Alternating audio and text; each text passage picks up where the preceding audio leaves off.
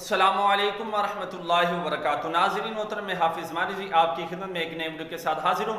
مرکز کی طرف سے پیغام آیا علامہ غلام عباس فیضی صاحب جو انہوں نے بتایا ہے کہ علامہ صاحب رضوی صاحب کے حوالے سے کافی لوگ جو ہیں وہ فون کر رہے ہیں کہ کب رہا ہوں گے، کتنے گھنٹوں بعد رہا ہوں گے، رہا ہو گئے ہیں، آ رہے ہیں، کہاں پر ہیں۔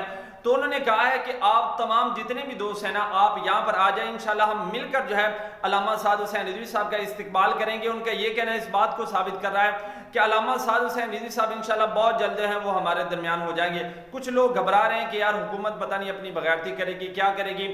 وہ آپ کی بات ٹھیک ہے کہ حکومت واقعی بغیرت ہے اور بغیرتی کرتی رہتی ہے، لیکن الحمدللہ ہمیں اللہ کے گھر میں بہت زیادہ امید ہے، اور مرکز نے بھی یہی کہا ہے کہ انشاءاللہ ہمارے قائد جو ہیں وہ بہت جلد ہمارے درمیان ہوں گے۔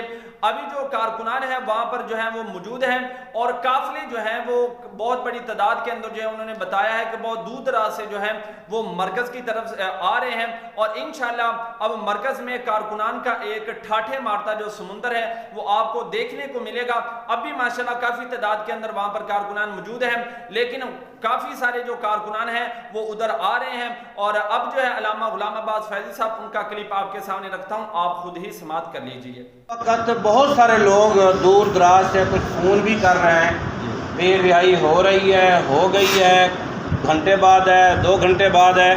انہیں ہم پیغام دینا چاہتے ہیں کہ آپ جہاں بھی ہیں فوراً مرکز تشریف لیں۔